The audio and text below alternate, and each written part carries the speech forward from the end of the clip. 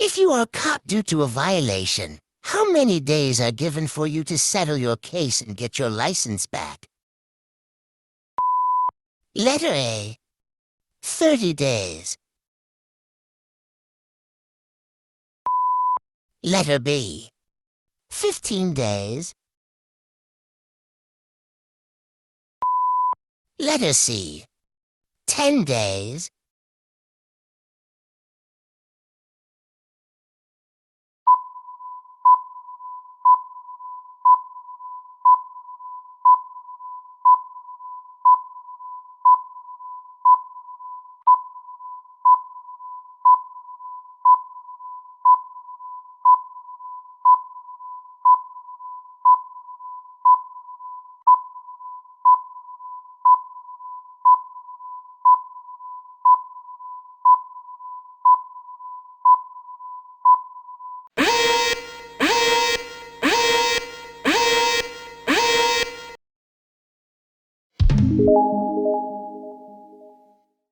The answer is letter B, 15 days.